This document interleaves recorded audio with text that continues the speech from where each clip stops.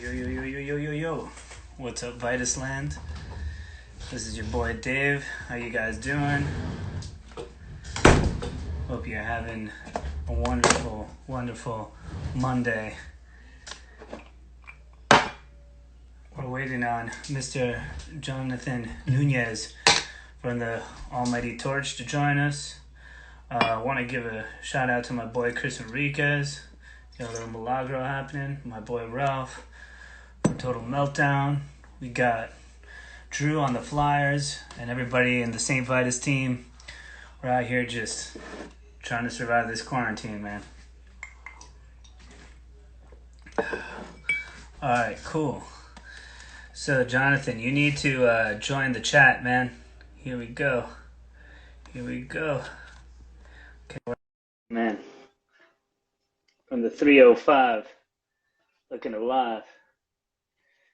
We're connecting up. Hey, there he is. What's up? How you Pretty doing, good, man? chilling. Wow. Chilling, nice and shiny over here. Yeah, man. Dude, look at all this gear behind you, man. This is a good look. We got like a pro setup back here. Trying to figure it out. Trying to get better at these video things. Yeah, I think all of us really are. You know, I think everyone's like, man, my production values are kind of off, man. Jonathan, it's great to see you. Hey, likewise, man. Glad to see you're healthy. Yeah. You look healthy. Yeah, man. We're holding it down. We're doing the best we can, and all that. So we're gonna just start off, man, with a pretty simple question that I've been asking everybody at the beginning of these things is, I think, we're all kind of looking to qualify, kind of how long we've been inside. Time seems a little bit like a weird construct, right? So do you know where you were supposed to be today? I feel like a lot of band people, would be on tour or whatever. You got any ideas? We were supposed to be, I think the last show would have been April 16th or 17th at Roadburn. Oh, yeah. So... yeah. I mean, I'm realizing now after being home, I'm bouncing between the studio, the apartment, and a couple of times I went out and rode the horse with my girlfriend out on the farm and shit. So, been doing stuff, but definitely not trying to, walking the dog, necessities, Yeah, for sure. But it's times like these where like, holy shit, that tour, this was so long, like so much has happened, and I mean, a lot of it not good, obviously. But yeah. And you're just like, you're sitting there and you're like, and now I'm riding a horse with my girlfriend when I would have been in Tilburg. Like, what are we really talking about here? Yeah, it's just a really like an amazing amount of dissonance that like we've all kind of gone through. So yeah, man, we're gonna start from the way back, man. Like let's just go way back to early growing up. So are you a Miami native? Yeah, born and raised. I was actually born on Miami Beach. Not on the beach, but at a hospital out there. And just born and raised. I've moved around a bit. Most of the time that I was living in Gainesville, I had a room with my good friends Rick Smith, our drummer, his brother Dub, and the singer from Post Teams, our good friend Tony. They had a really awesome spot, so I had a room there. But we were touring so much, I just had a room there, and then all the gear and all this stuff, I had it set up at Black Bear. And after a bunch of fucking touring and all that shit, Miami in the house. I moved out to LA for about 3 years, and then me and my girlfriend moved back. And now, I don't know, just like anyone else, I think there's a ton of reflecting and thinking, and I think the next move might be a chunk of land outside Gainesville, set up the studio, but also do kind of like a retreat getaway thing where there's like horses and lakes and creeks and like, I don't know, man. This shit's put a lot of things into perspective, and it's pretty intense that way for sure. I feel like everyone's just got all this time to reflect on all sorts of stuff, So what was it like growing up in Miami, man? I'm from New York, I'm from Long Island and stuff like that. And, we're both, Latino. I'm first generation. Are you first generation too? Yeah. Cool. So my parents are from Colombia, from Bogota. And so you know, a lot of my earliest memories of music and stuff is not English song music. You know, is that sort of the same for you? How was it? How were your beginnings? Just like your early musical memories. For me, it's a very similar experience. My parents, they definitely would play, you know, American music and stuff, but parties, like popping off fucking Cuban parties, would always be like salsa merengue. Yeah, exactly. Yeah, like, I mean, that the flavor and energy was through the roof. And Power 96, exactly. But you know, when I was growing up, they played some rock stuff too. You know, Spin Doctors. No, sure. Yeah. But, what do you call this? Yeah, it was like English. Cheers. English is not my first language. It's second language, and yeah, always surrounded. And you know, we speak Spanglish, so we'll speak Spanish and we'll switch to English back and forth. You know, and I think it's made like kind of like a unique. Oh shit, my cousin pool parties definitely. That's his dad is a fucking the guy that would bring the party, and then later on he started playing horns over the music and shit. But it was a great time to grow up, and I feel like I got like this whole kind of excitement for music and energy and all this, where the rock stuff kind of came later for me, you know? Yeah, sure. Was it something, were you kind of surrounded by a lot of people who are musicians, like in your family or other things like that? Or was it just more like, hey, I'm one of the first people to be playing instruments, like in my family and stuff? Well, yeah, honestly, like my grandfather said that he would play el tre. It was like a 3-string guitar, but I think it's just, I mean, probably anybody could grab it and like jam, you know? You're kind of like ensemble that's like throwing them back. But yeah, I think I was actually, and I think it kind of came out of nowhere. Even every once in a while I think about, like, how the hell did I end up doing this shit, like, for real? Because it was the what do you call this? It's like I'm trying to read like the comments and do. No. Keep chatting to me. Hey, guys, if you guys want to ask a question, right? There's this little question mark box on the bottom. You could put your questions into there, and I will get to them, and I can show them on the screen and do all sorts of fun stuff. All right. So put your questions in the little question box, and we'll return to that later. Awesome.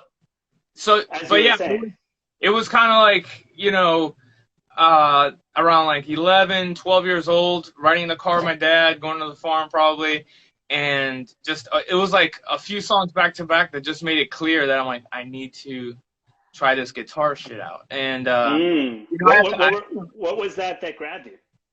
The last song before I opened my mouth was Unchained by Van Halen. I was just like, oh wow, I was like, damn, listen to that shit, man. What the fuck?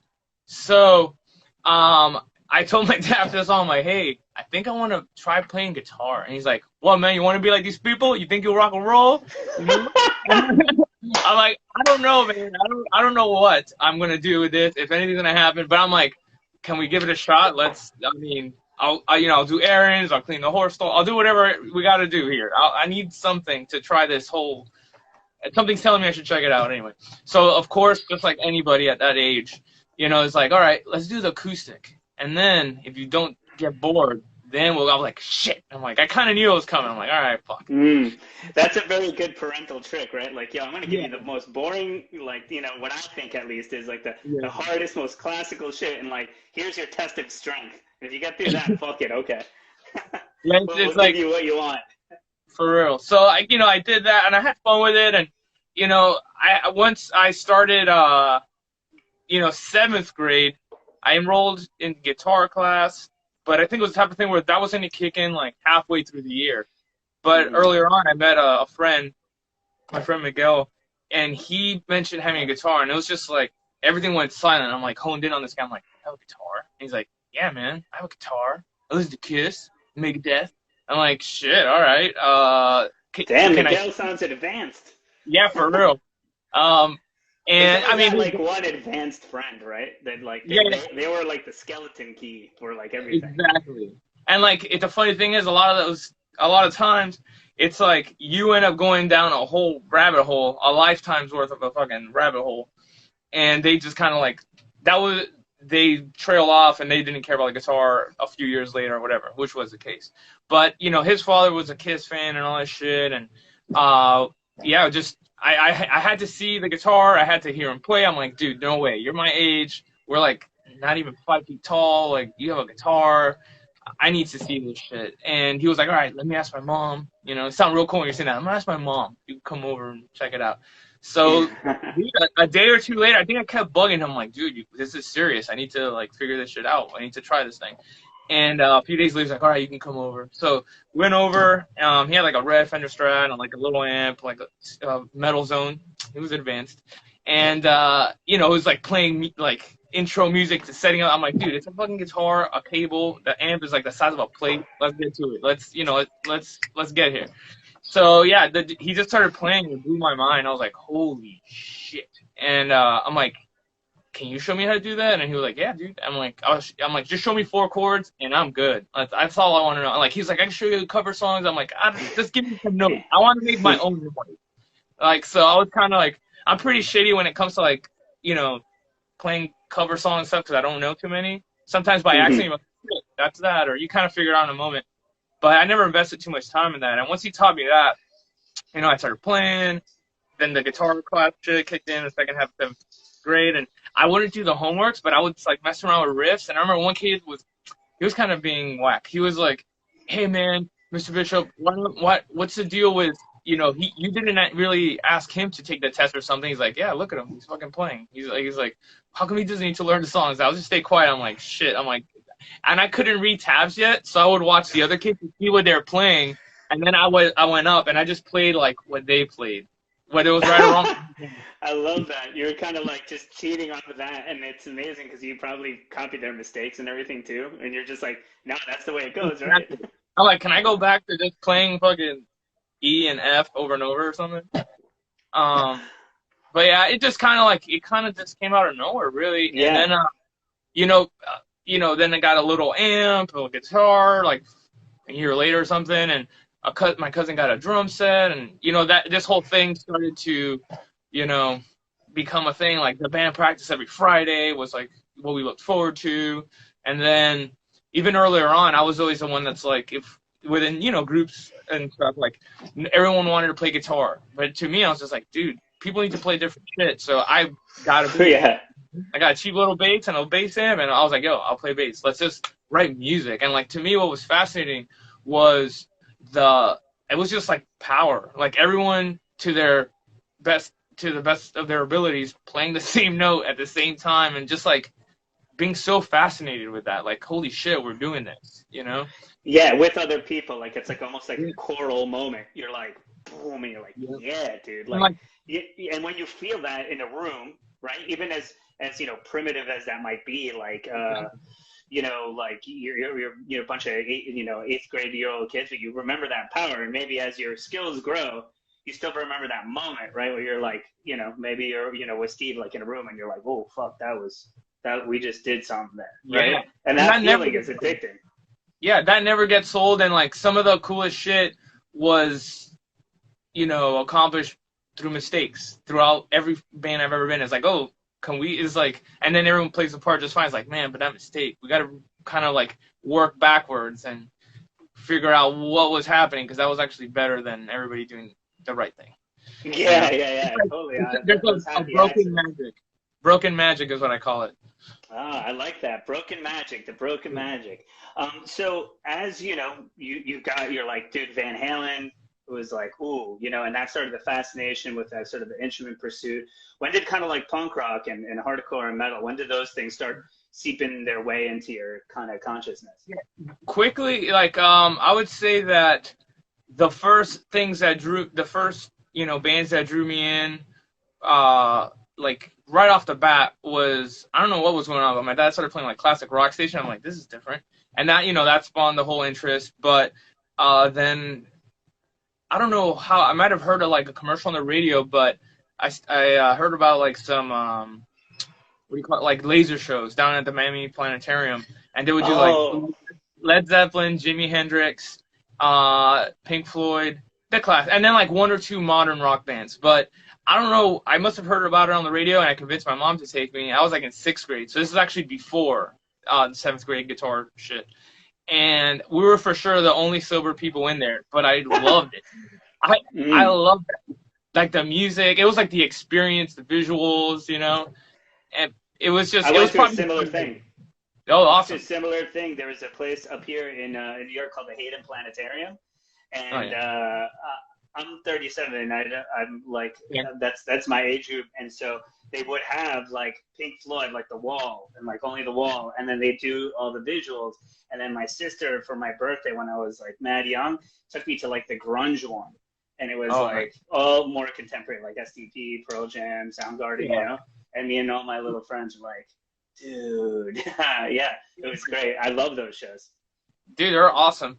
And I mean, after like I'd say like 7th grade, when I got into guitar stuff, it was more of like the easier to access stuff. Like, you know, at the time, like Metallica. Like my first CDs were Kill 'Em All, REM Monster, and which I don't even remember what that record sounds like, and something else. I don't even know. I know the Jimi Hendrix Experience. How can I forget? And then before that, I had Led Zeppelin 4 on cassette. And yeah, so I kind of had this mixed thing, and I guess I was hustling because I got CDs, and then I brought them home, and they're like, "What are you guys gonna play on?" I'm like, "Shit, man, I think we need like a CD boombox in this house or something," you know? Like they're like, "Yeah, making my technology right." Yeah, exactly. So I actually would come and do homework after school. It definitely started changing things because, you know, we'd go riding bike and do all that shit. I would do that too, but there would be certain days where I was just like, man, I want to hear this shit again. I'm like, and I would dive in deep and just like Master of Puppets, you know, that one really caught my attention because of like maybe like the dynamics and all the different, you know, kind of like Kill 'Em All classic forever and it's awesome. But I guess I was just like, whoa, these guys can do like different things, you know, like, you know, I didn't know how to describe it, but I was just like, wow, they can play like the acoustic shit, and then there's fucking electric thrashing shit going on and all sorts of stuff. So it just kind of was like, you're like, let me go find that acoustic guitar that I threw in the back over there for a hot second. Yeah. But I never, you know what, I never sat down and I never tried to learn them. I never tried to shred. I mean, even like once I switched from bass to guitar, I had done like licks and leads on records, on like Torch records and shit, and like the solo for Minions Off for Starter, me and Rick worked on that, like, you know, but on the last record, I was just like, oh shit, solo time. I'm like, okay, how does, you know, I've never really applied or like invested time in that, you know. But I would say like where the strong background, you know, it was building off like the Zeppelin, the Hendrix, the Metallica for sure. And then 8th grade rolled around, and then like fucking Slayer, Helmet, you know, like Pantera, I guess. And then it kind of like started, and then obviously the grunge stuff, because was always there, like, you know, like Nirvana and all that stuff. Even like L7, stuff like that was always interesting to me. But yeah, so it's like that's when that started. And then like 8th grade into 9th grade, it was over. It was like, you know, a friend of mine was introducing me to a lot of shit like Revelation Records stuff. So like, you know, I got into all that, so like Inside Out, Youth of Today, and then from there also Misfits. And that was just like I'd seen the school, but I'd never, you know, 13. That was the age where like I was like, damn.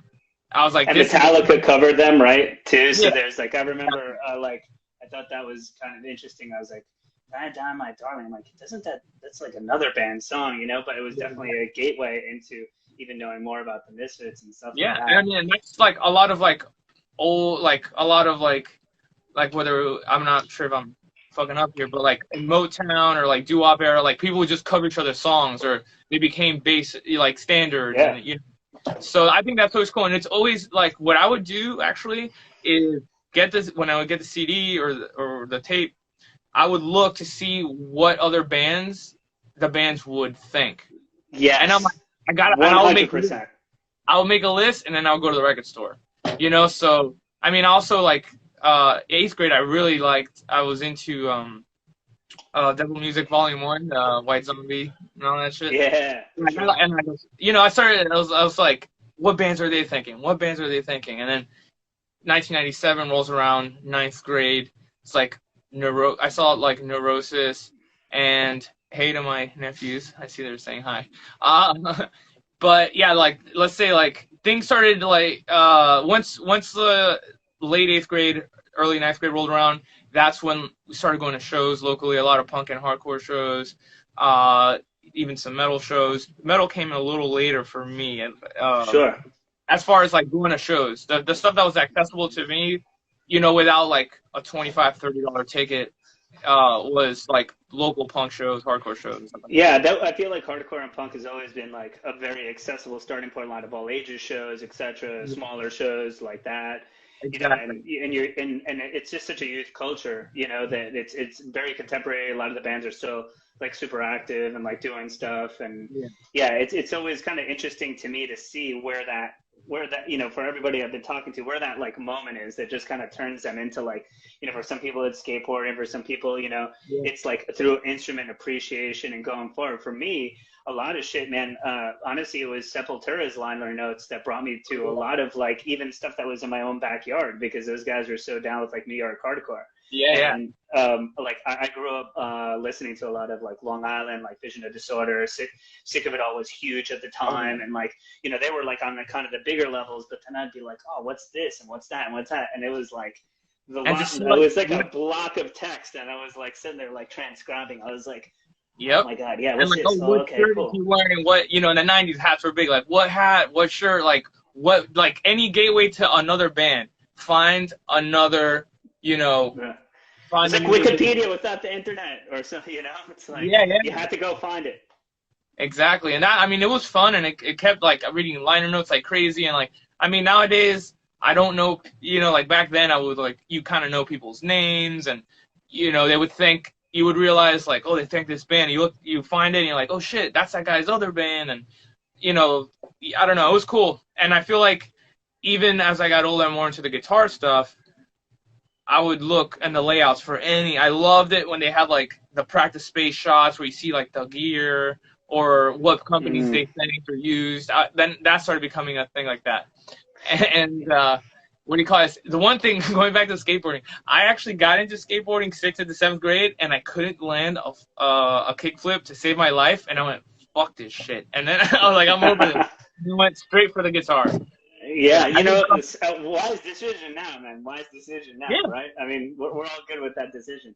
So Right. when you started, all right, so now we're getting into the hardcore scene, we're getting into like the metal scene, we're going to, somebody mentioned Churchill's over here, legendary club in Miami. We're probably Oh, yeah. kind of going to all these different spots and hanging out and really checking that stuff. What was kind of like the band that made you think, you know what? I got to get ambitious. I want to get on stage and I want to play like these guys, like a band that made you think, hey, this is accessible. Like, yo, me and my crew, we gotta like step it up up. to go and like be here. I want to play with these motherfuckers. I would say that there was the first show that wasn't like it became apparent, like, in these punk and hardcore shows. I'm like, man, these people aren't like that much older than me, and I'm like, you could see, like, oh man, that guy, wow, he has that amp I saw in the magazine, or that guitar, like, damn, like, they're doing it, and like hearing it live, and like there's the only degree of separation is like holding back from saying, hey, what's up to this person, and like they're all relatively young. You could tell, like, oh, that guy spent all his money on a guitar, and his amp, this guy's amp is good, that guitar. You know what I mean? It was kind of, you see these things. I thought it was funny. I mean, I don't know. It's a Hispanic thing. We're like very judgmental, maybe. But I don't know. I'm not saying anything. Yeah, right. Yeah, exactly. So I would say there was a show that kind of, like, I don't know if it was profound, but it kind of, like, it made me happy to live in a place where there was such a diverse lineup. There was a show where there was this that I was like, oh shit, okay, this is cool. It was Denny's Unit, which was Mike Marsh, the drummer he played with, like, I mean, he went on to play like Dashboard, Confessional, Abbott Brothers, and like he used to have a punk band called The Agency, like kind of like a technical police kind of like punk band. So he was filling in for his girlfriend's band, and it was just like this pissed off, like maybe L7, but a bit less grungy type thing. So they played. Then just like it was Newfound Glory's first show, and they were playing like crate amps. And then after them was a band that was like kind of like South Florida, trying to do like, you know, old school hardcore. called When Pure Opens Meet. Kind of like a, you know, energetic hardcore band. I know them. Yes, sir. Yeah. And then after them was Shai Hulud, which was a much darker hardcore. It was like an evil version of Strong Arm, which was a Christian band with the same drummer. Yeah. That drummer is fucking sick as hell. And homeboy, was Chad singing in Shai Hulud at that point? Yeah. That's a beautiful time period to go see that band. It just made me really like intrigued because the one guitar player had an Aphex Twin shirt. The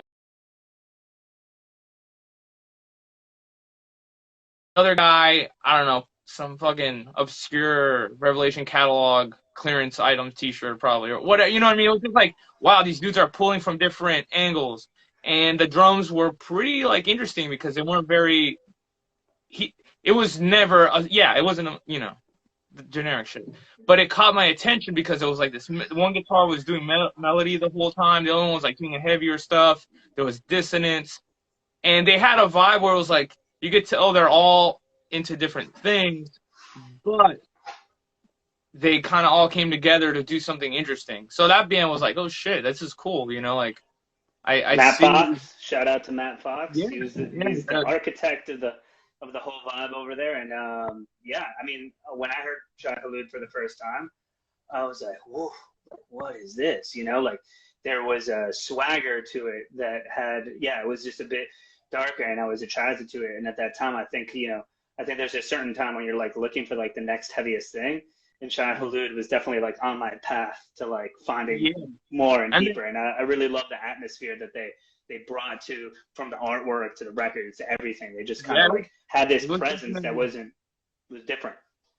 Absolutely. And like I was just intrigued, you know. It was just like, wow, man. And it's just like before they even got on stage, I'm like, man, these guys are different. They're doing something different. And then they're like, oh shit, they're gonna play. What are they gonna sound like? Because it was the whole night. Every band sounded. It was in like a VFW.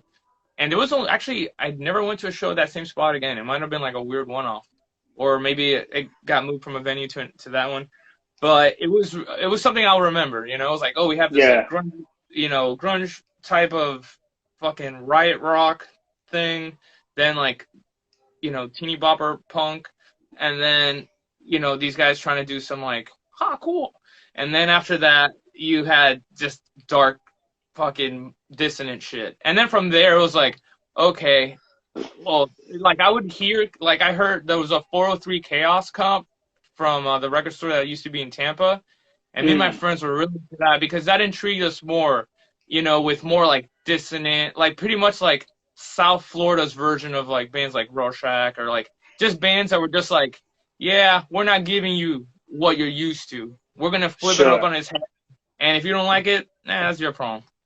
You know, I love Rorschach, man. Shout out to Charles Maggio, that whole crew. Keith Huckins, brilliant. You know, like I'm from the Northeast. I've never got to see that stuff, but once I started to dig back a little bit further, for me, I was like, wow, that was really big. And so once you started with this comp and like you started really feeling local scene, you're like, I want to jump in there. So what was like the first band? What was the early Nuñez vibe?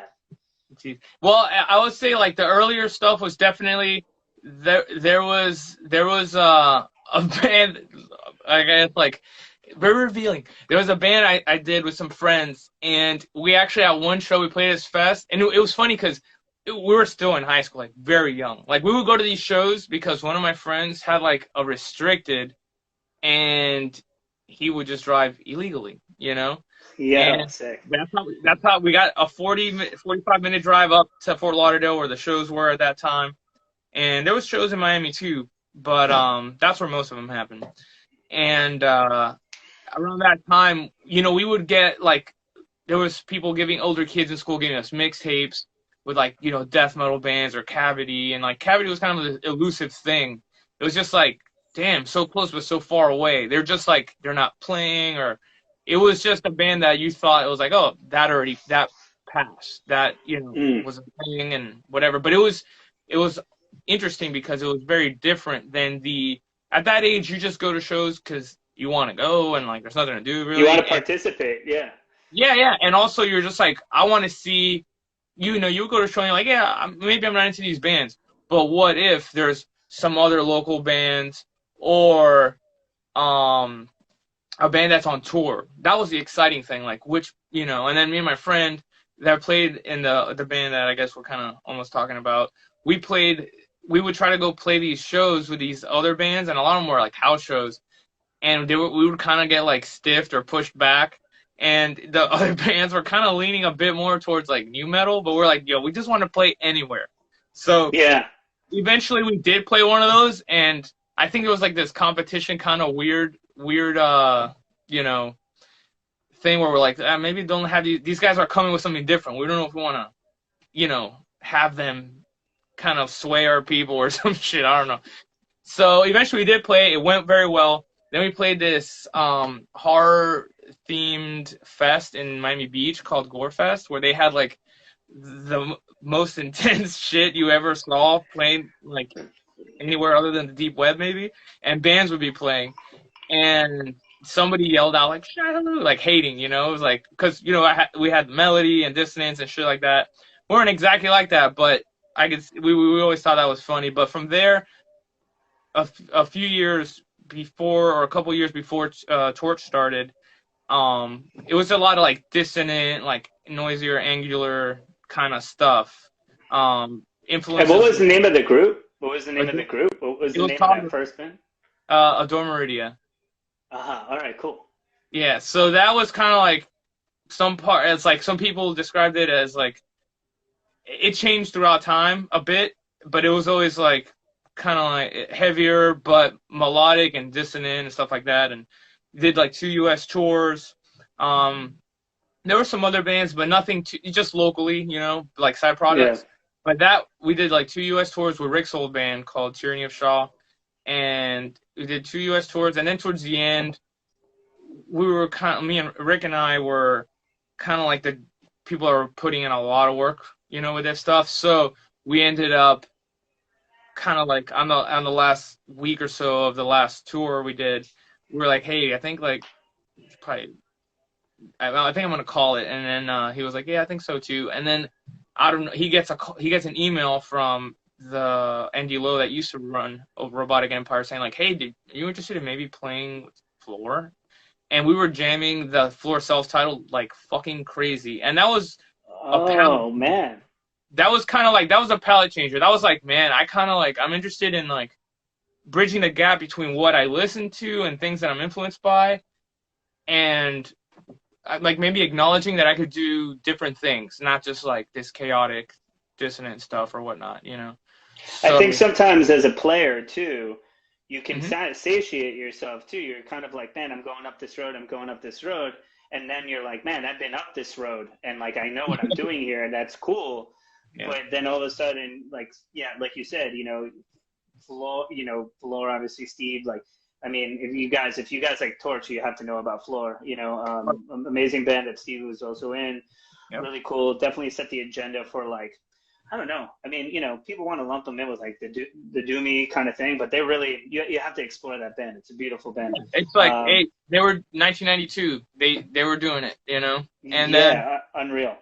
Yeah. So I feel like it was kind of crazy. And I think like, Rick and I are pretty lucky where we were getting really into this band and a bunch of other bands. And we always like to watch. That's the thing about Miami. Like we are, in the van on the road, we'll listen to anything from like fucking Morbid Angel to American Analog Set. Aphex Twin is a heavy one, and anything, our good friends Mogwai, like we got to tour with them and we're fans of them. Like we just, if it's something that we like personally, we're gonna play it. And sometimes there's crossover interest in the van, and sometimes there's quiet time where people are like, all right, you're driving, you let's do whatever the hell that is.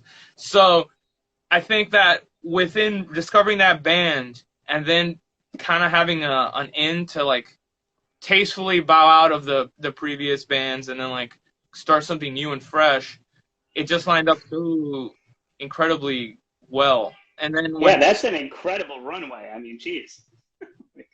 Yeah, it's just like, what are the chances? And because I was listening to it, I'm like, this is fucking great. It like has all like things like, what do you call this? Like the elements of bands like Jane's Addiction and like heavier, you know, Melvin's obviously, Jane's Addiction, some Helmet vibe stuff here and there, as well as like a slew of other just classic elements, I guess I would say. At that time I was like, this kind of has this classic vibe. It has, you know, the hooks and all that stuff. So luckily we were able to get it going, and Steve liked that we were able to play differently than maybe the Floor's comfort zone, or what they were like, what came to them naturally. We were just these two younger guys that kind of needed to learn how to play slower, and we were just full of energy, which was cool for certain things. Is like, all right, I see this as a tool, and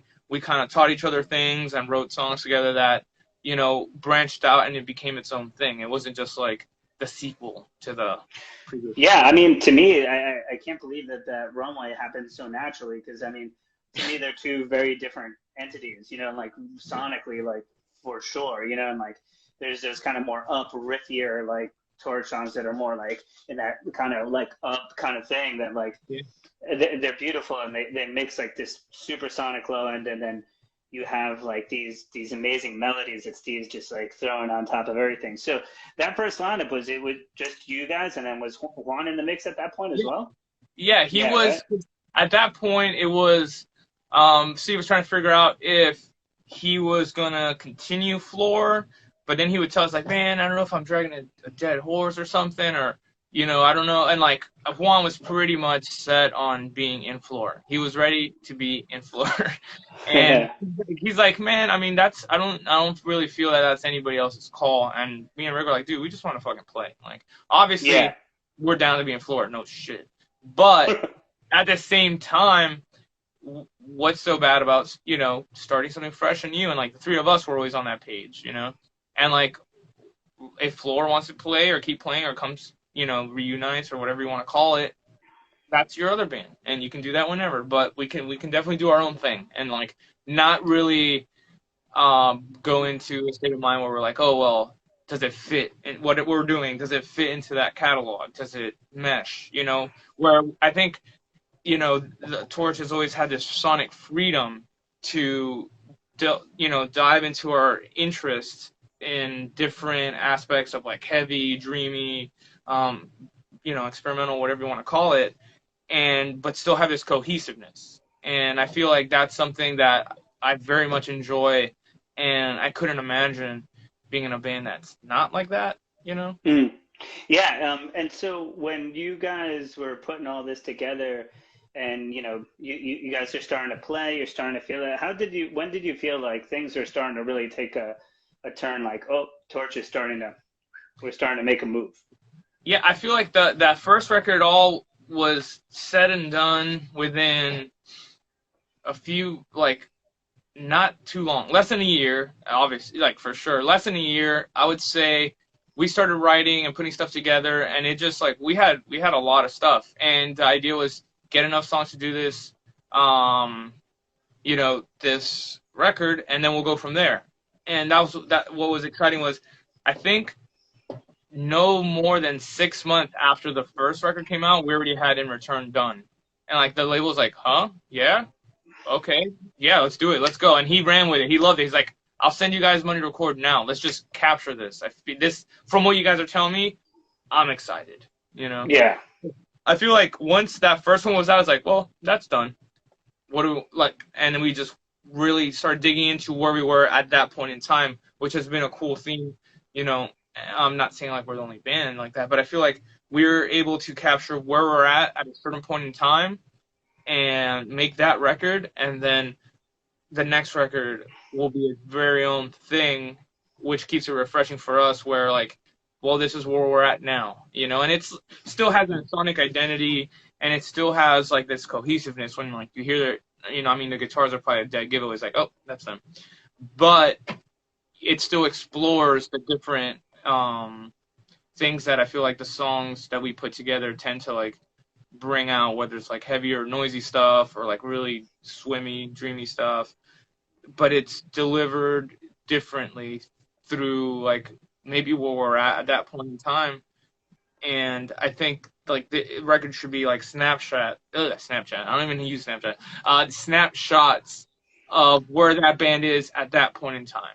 And Yeah, I think so too. I mean, to me, there's like still like a binding sound that goes across it. The way that Steve delivers his vocal, the juxtaposition of the super heavy and the sweetness, and how you guys put that together is really singular. Like, I'm like, that's a Torche record. That's a Torche record. Like, for sure. But then, when you think about like Harmonicraft, I mean, Harmonicraft is just, to me, it's like the number one of like just pure like harmonies and like exploring the sweetness side. And then I listen to stuff like Admission, and you're putting it a bit more together. Neanderthal sounds like a bit meaner Torche, there's different things. What I think is really interesting to me is also, you guys have managed to keep some of that consistency, but the band hasn't always necessarily, besides you, Rick and Steve, there's been a few other things, and you've even switched instruments, and you've managed to do that. I'm kind of curious as to, how did that kind of come together that, you finally made the move into playing your first love on the latest? Full circle. I mean, I feel like we were, it's been a band that's been touring pretty consistently and hits these patches of like relentless touring. And after during the writing of Restarter, it was a very much a different experience compared to Harmonicraft. Harmonicraft, I feel like everybody was like gung-ho and like just cranking out the jams. And generally when we put records together, we have more, whatever the record ended up being, track count-wise, we had more. And then like we just choose what he likes, what I like, and what makes this a record. It's like we got to maybe hold a couple songs for singles, or maybe that'll be on the next one, but we got to make this feel complete. It needs to go, through those sonic and emotional valleys to make that record. And when it came time to do Restarter, we always get together and do some long sessions because a lot of us, we're never really in the same cities.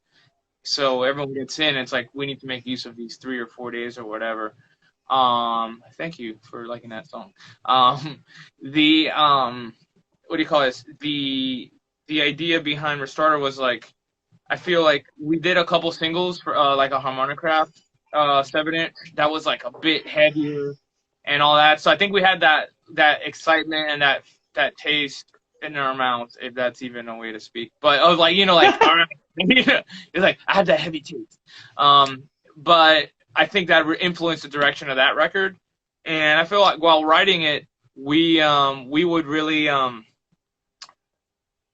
do long days. And I think Andrew kind of like he had a hard time with the pace that we're at. I think he kind of like kept pushing forward on Harmonicraft. He had ideas. He was refreshed, but I think maybe it was he wasn't really happy with what he was writing, and he would stay at the studio, and he just wasn't really vibing with it. But at the end, he liked, he contributed some good stuff and all that. But I feel like throughout that long touring cycle, we saw, some differences in what we wanted to do, what excited us, and what drove us to want to keep doing it. And, just like any type of relationship, it just kind of grew apart.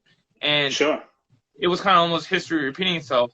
But, truth be told, in a much more civil way, we were kind of like thinking that it's coming, but that's when the time is right. So we did a European tour. After a while of some tension or whatever, unfortunately, but it was the truth.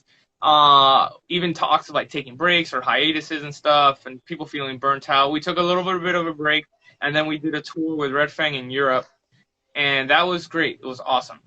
But towards the end of it, I feel like it was a point where it's like I think it's time to change things to avoid anything being unnecessarily like negative or not anything other than like kind of mutual and chill.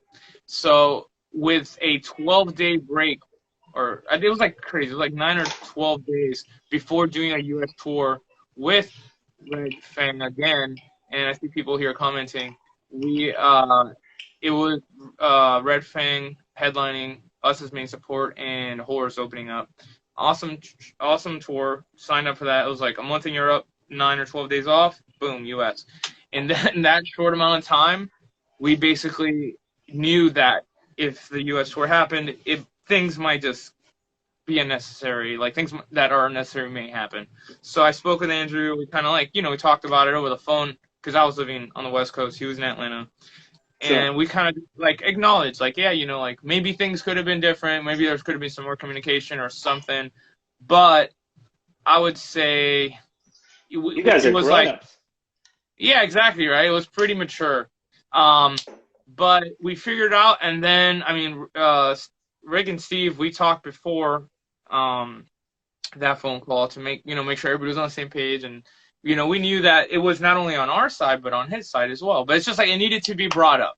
And then it would just make things so much easier. And, Andrew and I agreed. Like, it was like, I think it's a good idea that we just kind of like, it sucked for him because he had, he was, ready to do that tour, but it would have just been bad, Sure. So he acknowledged it. I'm like, hey, I feel for you that you're not on this, but we all know it's for the better. And he's like, yeah, I agree. And like, we're in agreement. And before that call, Steve and Rick were like, hey man, why don't you play guitar on all the records, like doing stuff, whatever. So that's the secret in the sauce. Is that you were playing guitar on the records the whole time? Yeah, like I don't know all these things. That's yeah, really cool to I'm know. not like erasing people's tracks, but always adding stuff. When everybody would go home, I'd be like, man, it could be a little something here, a little something there. Put it on there, see what they're into. If they're not into it, whatever, go from there. But they were like, why don't you just fucking play guitar? I'm like, all right, I'm down. So I'm like, instantly cool. Not like, oh yeah, finally. Not really. It was just like, damn, I gotta learn some fucking solos. And I Sure. never rehearsed or anything, but I was just like, all right, I'm really gonna have to do this. And then immediately we knew Eric, like if he was willing, that would be a really good, just the ideal person, to hold down the bass, sing backups and all that good stuff. So I feel that it was a good move. And right away, I remember playing at Slim's. It was a sold-out show. We're about to go on, and then John Sherman, drummer from Red Fang, he came down. I was like, hey, I don't want to say anything because you guys are about to play, but you realize this is fucking crazy, right? And I was like, he's like, yeah, it's kind of been like just over a week, and this is a whole new lineup. This is fucking crazy. Like, and he's like, I'm just going to shut the fuck up. And he like ran out of the room. And he screamed down home, but I'm excited. So we played. Awesome. I quickly realized I needed a different guitar for the bomb string. I was so focused and not trying to fuck up because we played so many great shows at Slim's. I didn't want to have like the first one on guitar be like a traumatic experience. You don't want some judgmental Latinos in the audience fucking looking at you sideways, man. You know what I'm saying? Put me aside. Hey, man, I got to tell you something, man. Yeah. But, Papi, yeah, it went well. It went like almost like, it went too good. Because I was like, we got off and we're like, dude, awesome. There was a certain energy. Some of the dudes from Red Fang were like in Cavalry Attack, which were on, Horse. They were mixing up the Slim shows. They were like, dude, holy shit. And it was fun, great time. I had a headache because I was so focused on not fucking up or like remembering shit that I was just like, don't fuck up. And made it through. And like I'm sure like we kind of screwed up a little bit like within the next 3 or 4 shows because like whenever you start a tour and the first one is like you gotta get your sea legs, man. Yeah, and sometimes you get away with like you get them freebies, like the first couple or first show you're like, damn, that was a little too good. We're gonna pay it back, later. Yeah, sure. Gonna come back within the first week. But it went well, man, and from there was just no second guessing we were just at that point with the excitement, the energy, and enjoying it. We were just looking forward to writing the new record. Yeah. We were already thinking ahead.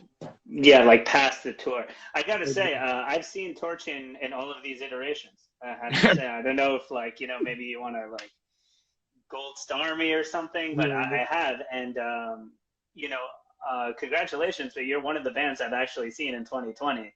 And right. That was the first at Saint Vitus, and that was the first time I'd seen you playing guitar Yeah. on that. And I think that Mission to me had been like I was just really into it, and I thought it was almost like a return to form. Actually, I felt like it was almost like Voltron. It was like all these past experiences like kind of put together into some like other shit. Like Yeah. and I absolutely loved it. And Chris, my co-host on this show, was like, "Dude, this new Torch." I'm like, "Yes, this new Torch," you know. And then I saw that reconfiguration was happening, and I felt like that show at Vitus this year was just absolutely phenomenal. And you know, thanks for that. And that was really cool. So it's interesting to see that, because I think the second time I saw Torch was at Harvey Milk with Harvey Milk in Brooklyn, and that was when you guys were a three-piece. And I was like, man, this rhythm section, holy crap! And like Steve's holding down all this crazy shit, and I'm like, I don't even know how they're putting this shit together, but cool, I'm with it, I'm here for it, you know. Yeah, it was a fun time. It was a fun time. We're actually Songs for Singles. I just remixed it. It's being remastered. So I think there's a whole new life and energy in it that I think really brings to someone listening to the album, brings what the live experience was, you know? Sure. So we got about like 9 minutes left, because this thing kicks you after 9 minutes. So there's that. So there's a couple things that I want to say.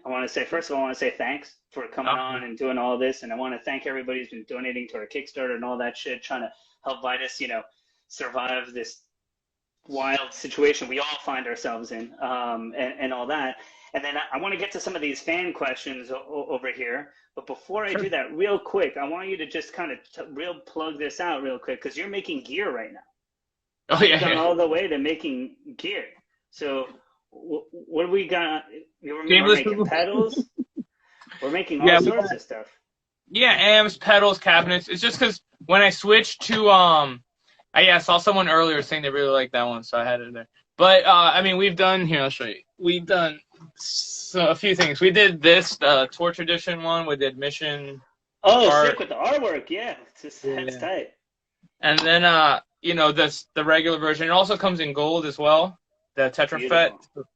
And then the booth, which one's crazy, very powerful. And what's the name of the company, just to tell Nuñez folks out here? Boom, Nuñez Amps. Yeah. Simple, beautiful. I try to come up with something, and everyone's just like, man, just use your name. And it's like, there's enough companies with like white dudes' names on them. I'm like, yeah. Yeah, too. Yeah, I'm with that. All right, so let's dive into the little question box here, and let's see what's going on. All right. Okay. Okay, this is a good one. This is from Star Noir. What is your favorite quintessential Miami snack, and from where? Cuban coffee doesn't count. You know what's funny? Blasphemy. I'm not into, for a Cuban, I'm not into baseball.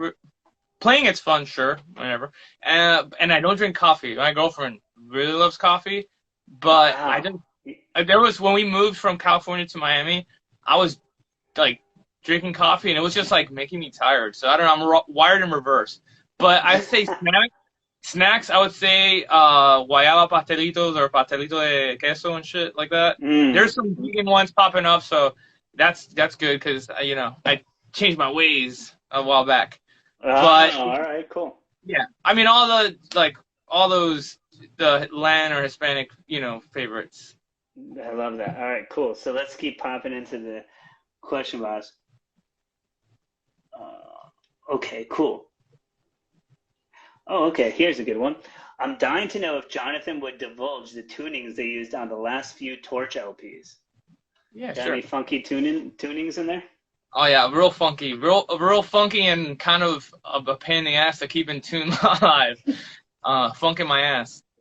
It's basically the guitars are tuned standard, but instead of a low E, you drop the E down to A, so it's a low A, and it's just an octave of your fifth string. So you're basically playing a power chord, but then you're using the low string as a lower octave. So you're kind of losing a string. So you got to keep the riffs interesting, I guess. So maybe. But tonally, you get so much more out of it. So exactly. There's a certain it's like this drone, this octave effect. It's almost like the guitar is like doing some tube and throat singing or something. Yeah, for sure. That's pretty amazing, and that's funny to me that you were like, man, I got to get this this bomb string right for for our first show, because to me that's so evocative. Oh yeah, it's a certain it needs to like it sound and feel a certain way, and then when it's right, it's like damn. Yeah, totally. Here's one. Did you ever play Cafe Crystal? One show and it sucked. That was like a whole different part of town. There was a lot of like haircut bands and like that okay, like that cool, type of cool. stuff. And there was some good bands played there too, sure. But we played a show and it was a friend that had us on and he really wanted us to play with his band and we did it, and it was weird because at a certain time it would turn into a Latin nightclub. So Oh shit, here we go. Chan Chan. So I mean that I was honestly probably shouldn't have played and just stayed there and fucking danced a little bit. But the thing is, the show was running behind, and there was this whole thing about asking us to play or whatnot. But the set ran short, and we played like 3 songs, so it kind of sucked. Yeah, we played. Oh, that's so rough. Okay, so here's one. Heaviest song known to humankind, in your opinion. What's one of your favorite like go-to heavy songs? You're just like, to me, it's the song that makes you go, fuck, like god damn. You know what I mean? What's one of those for you? Damn. I mean, going back to the song that made me want to play guitar, like Unchained, like the intro, like not even like fucking. There's not even drums or anything. It's just that fucking chainsaw phaser fucking flanger shit going on. I don't know. It's just heavy so many things. I mean, dude, some of the songs on Kiss Alive are fucking heavy as shit. Like yeah, that, I love that fake ass live record. But I mean, there's a lot. But I'll have to stick with that full circle with the song that made me want to play guitar. We need a Torch live record where we start pumping in some like stadium noise and you know Torch comes alive. That'd be good. All right, so we're about to wrap it up. Thank you, Jonathan, for joining us. Everything like that, dude. You're the fucking man. Torch has played Vitus a bazillion times, and we love them. So love it. Hopefully we get to do it sooner than later again. But we've been wrapping up with this question real quick. We got a couple minutes left. So You're in the quarantine. You got to bring 5 records. What are the 5? All right. Top. 5 records off the top. Ambient. Hold on. Take it back. Here Come the Warm Jets. Brian, you know. Okay, nice. I'll probably do Ambient Works, Aphex Twin. Fuck. And it's then hard. 3 more. I would say fuck it, Houdini. I would do limiting. First Van Halen record, and maybe